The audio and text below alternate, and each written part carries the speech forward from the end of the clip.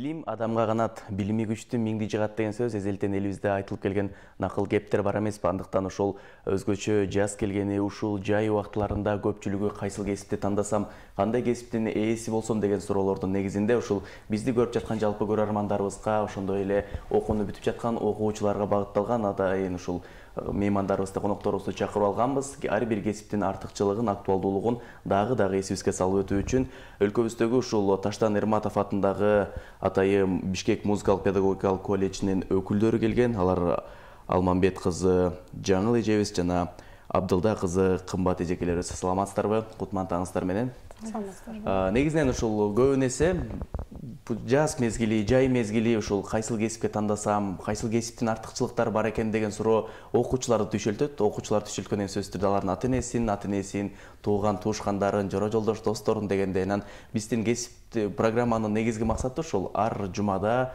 ар бир кесиптин артыкчылыгын, алардын баалуулуктарын элге таанытып билдирүү жолун көздөйбүз. Өзүңүздөрдүн кесип тууралуу сөз кылсак, алгач ошол Кымбат эже, эл аралык байланыш боюнча адиссиз, ушул Таштан Эрматов атындагы атайы Бишкекте музыкалык педагогикалык колледжде эмгектенип келесиз. Сиздердин кесипти, сиздердин окуу жайды эмне себептен тандашы керек деген суроого алгач жооп берип өтсөңүздөр. Саламатсыздар. Албетте, азыр эми келечекке кадам таштаардын алдында биринчиден ата-эне, анан окуй турган абитуриенттин бул проблемасы болот. Негизинен өзү менин кесибим англис тили мугалими. Уже 10 жылдан ашык тажрыйбам бар, ушу англис тили мугалими болуп жатам. Биздин колледжде 5 адистик бар негизинен. Булар музыка мугалими, башталгыч класстардын мугалими, мектепке чейинки билим берүү тарбиячысы жана англис тилинин мугалими, анан дене тарбия мугалими. Негизинен эгерде биздин жаштар мугалим болом деп мугалимдикти кааласа, анда ушул төмөнкү адистиктер боюнча биздин колледжде билим алса болот. Албетте контракттык негизде, анан жана бюджеттик негизде эки формада окутулат бизде. Эң сонун, ал эми жаңы эле сиз окуу иштери боюнча директордун орун басарысыз. Ушул аталган окуу жай негизинен чындап эле бир уккан адамга жалаң гана музыкалык билим берет экен деп түшүнсө керек да. Ал эми азыр бизге Кымбат эжебиз айтып өттү бир нече багытта. Ушулардын бир өзгөчөлүктөрдүн, артыкчылыктарын айтып өтсөңүздөр. Саламатсыздарбы? Биздики аталышында музыкалык педагогикалык окуу жайы болгондуктан биздики баардык музыканттарды чыгарат, же музыкага тиешелүү инсандар чыгарат деп ойлошот. Жок, биздики музыкалык педагогикалык болгондо көбүнчө биз педагогикалык жаатына басым жасайбыз, башкача айтканда мугалимдерди даярлайбыз. Биздин өзгөчөлүгүбүз ошол, биз көбүнчө региондордогу мугалимдерди даярлоочу окуу жай болуп эсептелебиз да. Жана ошол эле учурда кыска мөөнөттүн ичинде, жана жогорку окуу жайларына караганда кыска мөөнөттүн ичинде жумушчуларды даярдоочу окуу жай болгондуктан биздики ошол жагыбыз артыкчылык кылат. Жана артыкчылыгыбыз биздики экинчи курстан баштап эле биздин студенттерибиз уже практика өтө башташат дагы, анан практиканы уже мектептерде өтүшөт. Мектептерде өткөндүктөн ошол бүткөндөн кийин эле жумуш орду менен камсыз болуу мүмкүнчүлүгү бар болгондуктан биздики ошол жагынан айырмаланат. Жана ошол эле учурда биздин бүтүрүүчүлөр педагогикалык мугалимдерди көп тарбиялагандыктан мугалимдерибиз 7 областта бар десек жаңылышпайбыз. Анткени биздики бүткөндөр сөзсүз түрдө айырмачылыгы ошол дароо иш менен камсыз болуу мүмкүнчүлүгү жогору bizde. Эң сонун, негизи эле ким болбосун, кайсыл кесипти тандабасын, анын негизги максаты келечекте иш таба билүүсү да. Ошол бүгүнкү муун, Z муун деп коет, өзгөчө муун. Алар жөн эле буга чейинкилер мисалы окуп коюп эле тим болуп калбастан, азыркылар келечекти карайт. Мен жумуш таба аламбы, иштей аламбы деген ойдо. Анан билим жаатында мисалы көптөгөн жаңылыктар өтө көп болууда десек болот бүгүнкү күндө. Ошол эле тажрыйба алмашуу же болбосо чет мамлекетке окутуу мүмкүнчүлүктөрү деген сыяктуу. Бул жаат силердин окуу жайда да каралганбы? Албетте, биз уже 2 жыл болуп калды. 2021 жылдан баштап студенттердин жана мугалимдердин академиялык алмашуу программасы биздин колледжге ишке кирген. Азыркы күндө активдүү иштеп жатат десем болот. Мен ошол боюнча дагы адисмин. Бизде азырынча биринчи биздин кылган аракетибиз республика боюнча бардык облустардын алдыңкы университеттеринде тиешелүү педагогикалык колледждер менен келишим түзүлгөн. Ошол келишимдин негизинде биз студенттерди жана мугалимдерди ошол ар кайсы университеттердин колледждерине жана алардын студенттерин кабыл алуу менен биз алекпиз азыркы күндө. Жана дагы баягы сиз айтып калбадыңызбы, сыртка четки мамлекеттер деп.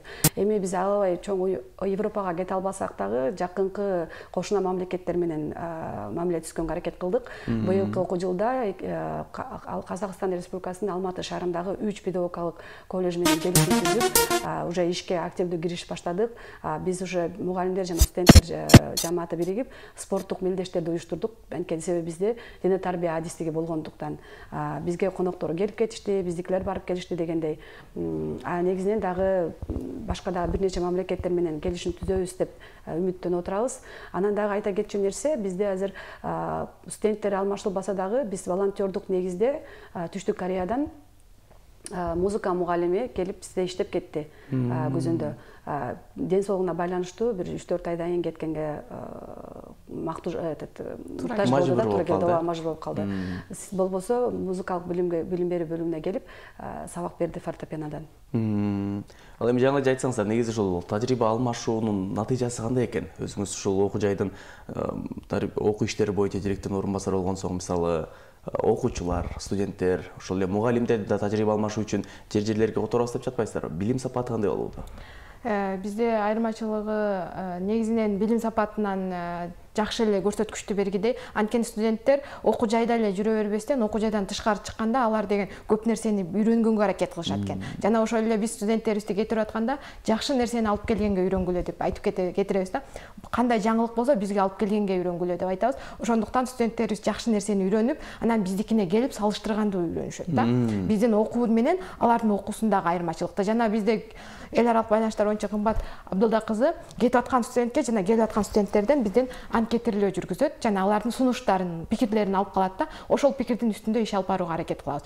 Эгерде жакшы жагына көрсөтүп кете турган болсо, биз жакшы жакты дагы арттырганга аракет кылабыз. Эгерде кандайдыр бир жакпаган нерселер жазып кетсе, биз аны оңдогонго аракет кылабыз. Ошондуктан билим сапатында дагы, тарбия иштеринде дагы бардык көрсөткүчтөрдө биз жакшы нерсени алганга аракет кылабыз. Анан билим деп атпайбызбы? Негизгиси билим да. Билим болгондон кийин биздин студенттер ал жерге барганда жаңы технологияларды же балким жаңы бир көрсөткүчтөрдү үйрөнүп келе турган болсо, аны биз сөзсүз түрдө мугалимине же өзүнүн студенттер өзүнүн курбуларына айтат да. Анан ушундай бар экен, ушундай экен деп биз сөзсүз түрдө алар менен маектешип, жаңылыктарды билгенге аракет кылабыз жана оңдогонго аракет кылабыз. Эң сонун анткени жерлерди кыдыруу өзгөчө студенттик кезде өтө таасирин берет дейт да.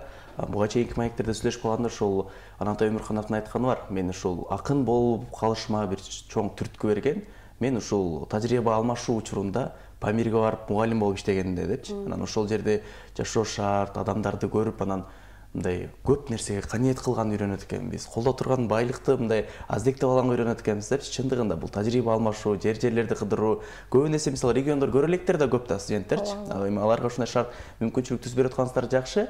Анан бүгүнкү күндө негизи эле бүтүрүүчү класстар, көбүн эсе ошол 11-чи класстар жалпы республикалык тестирлөө деген бар эмеспи? Анын жыйынтыгы чыкканга чейин мен кайсыл кесипти тандайм дегенди мындай так аныктама бере алышпайт да. Эгерде баалым жакшы болуп калса, жогорку окуу жайлардын башка кесиптерге тандайм, эгер начарыраак болуп калса, эми кайсынысы калса ошонусун тандайм деген сыяктуучу. Сиздердин окуу жайда бул жалпы республикалык тестирлөөсү жок кабыл аласыздар, 11-чи класста. Демек, багытты түз коюп алган студенттер, окуучулар сиздерге мындай тартынбастан эле келсе болот экен. Ооба, келсе болот. Бизде деген жогорку окуу жайдан өтпөй алган студенттер келет деп да айта албайбыз, бирок 9 базасындагы кызыл көйлүк менен келген студенттерибиз да бар. Ошонун ичинде эле кызыл аттестат менен келген студенттердин да мындай болушу мүмкүн да. Ошондуктан биз деген окуу жайдан өтпөй калган студенттер келсин деп да айта албайбыз, келет деп да айта албайбыз, бирок бизге студенттер мындай өзүнүн максатын туура так койгон студенттер келсе деген ойдобуз. Анткени азыркы учурда мугалим жакшы бардык нерсени үйрөтүүчү мугалим болот да. Ошол эле учурда тамак ичкенди да туура үйрөткөн бул бала бакчадагы тарбиячы болот. Ошондуктан бизге жанагы алдыңкы койгон максатын түз тандап келген студенттер келсе экен деп ниет кылабыз да. Анткени алар кийинки ошол муунду тарбиялоочулар да. Негизги багыт мугалим, анан кошумчалай кетчү нерсе, биздин колледж бул тарыхы бай колледж да канча жылдан бери 50-60 жылга жакындап калды. Анан бизде албетте таланттуу, ийгиликтүү бүтүрүүчүлөр да аябай көп негизинен. Анан ошолордун дагы рекомендациясы менен, кеңеши менен келип калгандар аябай көп негизинде. Чынында мен кесиптешим айтып кетти, максатын койгон, мугалим болом деген студенттер аябай көп. Себеби деген бизде практика жакшы экенин айтып кетпеди эскертип. Ошол себептен көп даже мугалим, мектепте иштеп аткан мугалимдер өзлөрүнүн бүтүрүүчүлөрүнө айтат да, ушул колледжге окусаңар, практикасы жакшы, силер 3-курс бүткөндөн кийин сентябрда уже силер өзүңөрдүн кесибиңерди билген мыкты адис катары өзүңөр сезе аласыңар, иштеп кете аласыңар деген кеңештерин дагы жыйынтыгы менен келген студенттер көп бизде. Эң сонун анан кайсыл эле окуу жай болбосун, бүгүн мисалы заман талабына ылайык базар экономикасы окулат көп жердечи. Контракттык негизде окуйт көп жерде. Анан бюджеттик орундар саналуу гана болуп калды десек болот. Сиздерде кандай бул жагдай? Контракттын орто өлчөмү канчадан болуп жатат жана бюджеттик орундар барбы негизи эле окуу жайда? Негизинен мен былтыр кабыл алуу комиссиясынын катчысы болуп иштегем окуу жайда. Ошол себептен мен жооп берип коюн атам. Негизинен бизде бюджеттик орундар бар. Бул 4 адистик боюнча музыка мугалими, башталгыч класстар мугалими, мектепке чейинки билим берүү адистигинде, анан дене тарбия мугалими. Ушул 4 адистикте 9-класстын базасы менен бюджеттик орун бар дайыма жыл сайын. Ал эми 11-класстын базасында былтыркы жылга тажрыйбага кайрылсак, 11-класстын базасында бир эле адистикке берилген. Себеби 11-класстын базасы менен место аз орундар. Негизинен если контракттыкка келе турган болсок, күндүзгү окууда ошо аталган 4 адистик боюнча 25 миңден, ошол эле 4 адистикте сырттан окуу бөлүмү бар, ал 23 миңден. Ал эми бизде чет тили мугалими контракттык негизде бир гана контракт, анан ал жакта сырттан окуу бөлүмү жок, только күндүзгү, анын контрагы 30 миң сом. Анан дагы бизде жаңы адистик боюнча сайт берсиз. Жаңы адистик, Кудай буйрса лицензия алдык.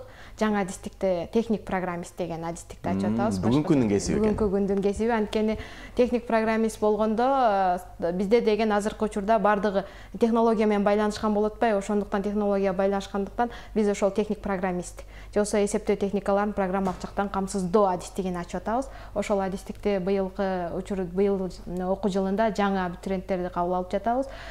Бирок контракттык негизде, бюджеттик негизде эмес, контракт негизде кабыл алуу жүргүзүлө баштады. Тарыхы бай деп калбадыкпы негизи? Чындыгында Таштан Эрматов атындагы окуу жайды билбеген адам жокко чыгар бүгүнчү.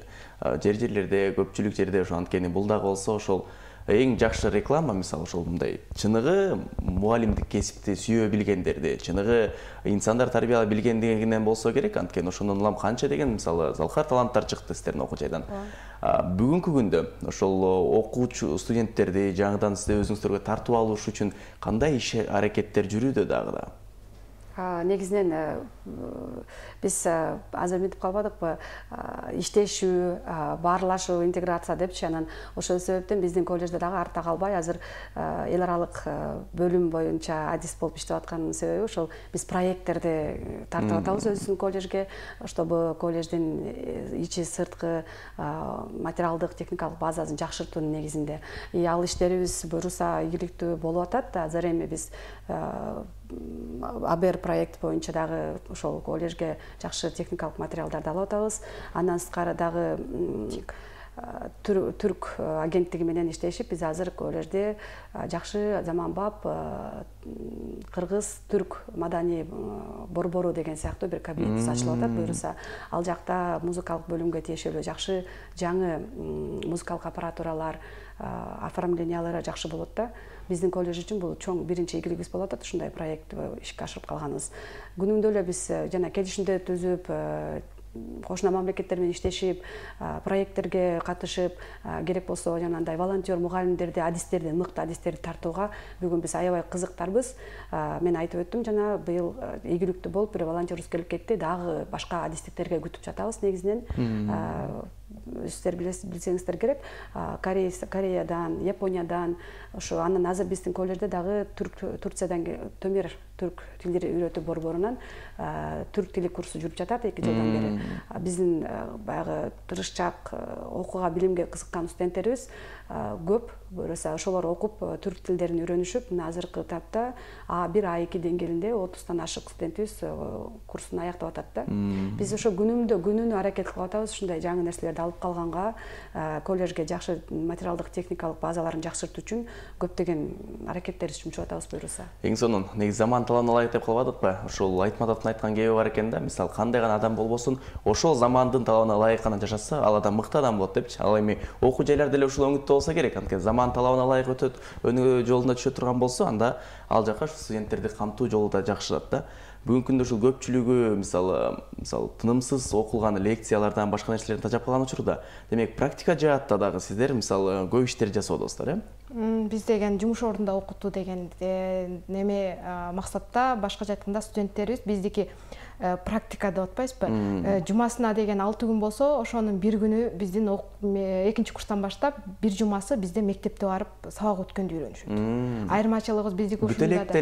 Бүтөлекте эле биздикилер уже башкача айтканда экинчи курста өзүнүн адистигине киришип аткан учурда, экинчи жарым жылдыктан баштап эле биздикилер студенттер мектепке барып практиканы өтөй башташат. Бир күндү үйрөнүшөт, үйрөнүп отуруп акырындык менен биздики 3-чү курсту бүткөндө ошон үчүн айтып атпайбызбы? Мектепте уже даяр мугалимди даярлайбыз деп. Экинчи курстан баштап эле жумасына бир жолу барып үйрөнө берип, акырында диплом алдындагы практика учурунда алар кадимкидей сабак көрсөтө алышат. Анан ошол учурда практикага барганда эле тең студенттерди, окуу жайда окуп аткан студенттерди эле ошол мектептер өзлөрү алып калабыз деп сунуштамагаттарды бере башташат дагы.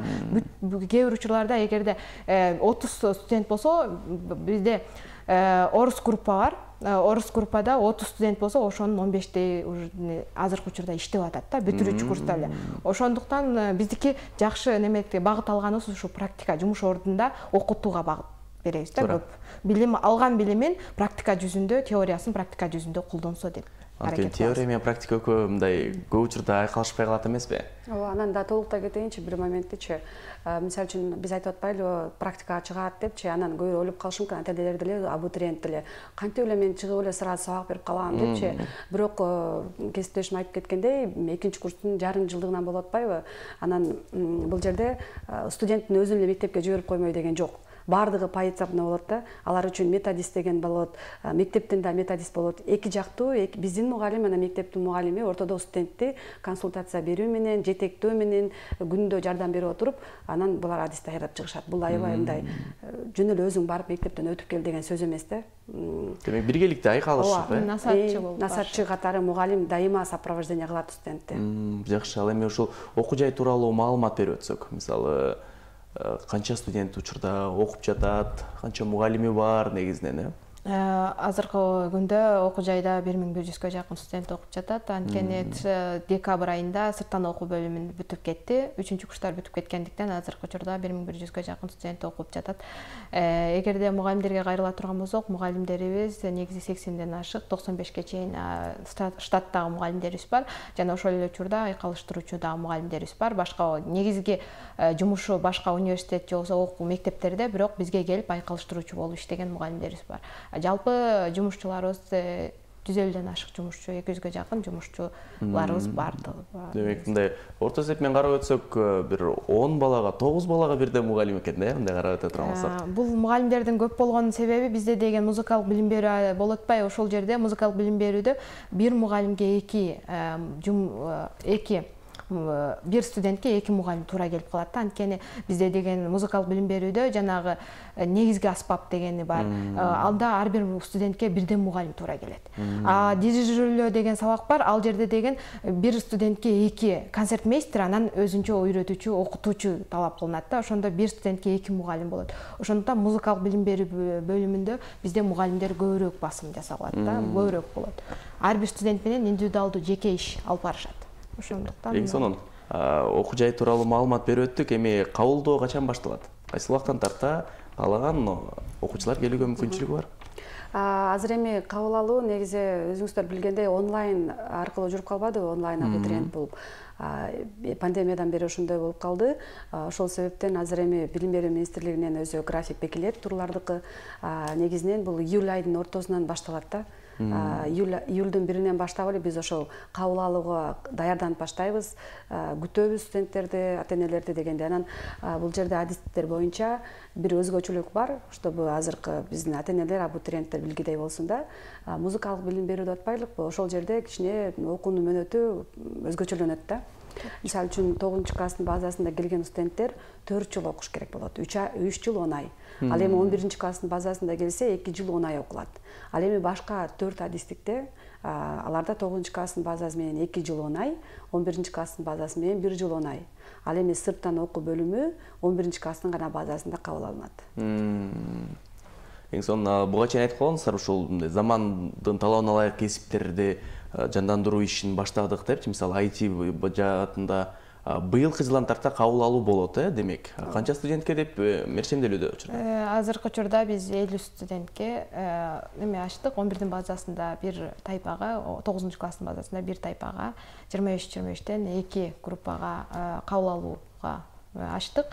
Жакында эми күздүн жыйынтыгы менен көрөбүз кандай студенттер тапшырганын. Чынында эле биздин студенттер техникага, жанагы азыркы заман талабына ылайык технологияга басым жазатпы, ошону аракет кылышабы, өздөштүрүүгө аракет кылабы деген жыйынтыктын негизинде быйылкы жылдын эсебинен биз ачтык. Анан ошондо эми жыйынтыгын көрө жатарбыз, кандай студенттер. Негизи мен ойлойм, техникага жакын студент азыркы учурда жумушсуз калбайт деп ойлойм да. Анткени техниканы билген адам бардык нерсени өздөштүрө алат.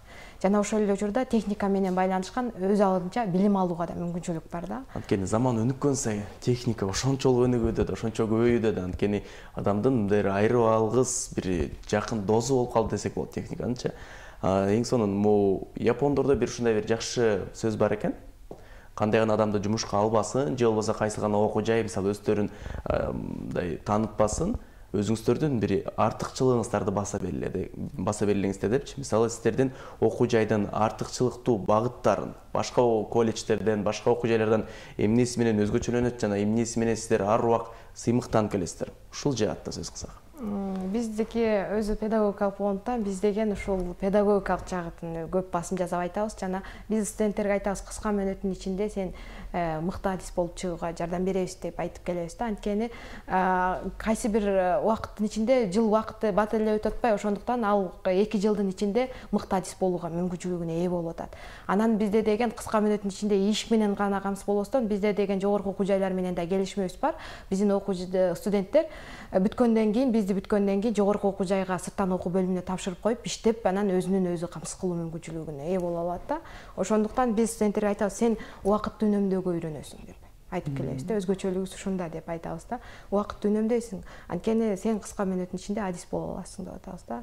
Эң сонун. Ал эми сиздин өзүңүздүн багыт боюнча сөз кылсак, мисалы ар убакта айтып келет да. Мисалы буга чейин канча мисалы тил үйрөнсөң ошончолук анын артыкчылыгы көп деп айтып келе турган болсо, мисалы учурда заман өнүгүп атат, ошол эле Google перевод бар, Яндекс перевод дегендер бар. Мисалы сүйлөө, эгер башка адам менен баарлашкың келсе, өзүң тилиңде сөз жазып, ошо башкага түшүндүрүүгө мүмкүнчүлүк шарттар кеңейип атпайбы? Анан келечекте мисалы ошол эле котормочулук кесип өзүнүн актуалдуулугун жоготуп коет деген да сөздөр бар да. Буга сиз кандай жооп берет элеңиз? Негизинен ооба туура. Тилди бир жерде азыр токтобой калды, бүттүк мүмкүнчүлүктөр бар. Бирок ошентсе да бизде окуу жайда котормочуну даярдабайбыз биз. Биз мугалимди даярдайбыз. Бул мугалим деген бул ар убакта керек болгон адам да. Мисалы үчүн ооба, ошол эле студент өзү самостоятельно окуса болот, бирок анын канчалык деңгээлде түшүнгөнүн, канчалык деңгээлде заданияны туура кылганын текшерүү үчүн бул ар дайым мугалим керек болот. Анан биз мисалы үчүн азыр мугалимдерди биз айтып атпайбызбы, кандай артыкчылыгыбыз бар депчи. Бул бирден бир себеп, биз айма мугалимдерибизди билимин жогорулатуудан өткөрүп турабыз жыл сайын. Ошол себептен биз заманбап усулдарды үйрөнөт биздин студенттер. Уже эле биз окуу жайда окуп атып, жаңы методикаларды колдонгонго мүмкүнчүлүгү бар да. Анткени мугалимдер улам повышениеден өтүп турушат. Ошол себептен дагы мен ойлойм, мугалимдикти бул эч качан азыркы алдыңкы бир 10 жылда мүмкүн мугалим жок болуп кетет, бул кесип деген мындай невозможно нерсе да, азырынча мүмкүн эмес.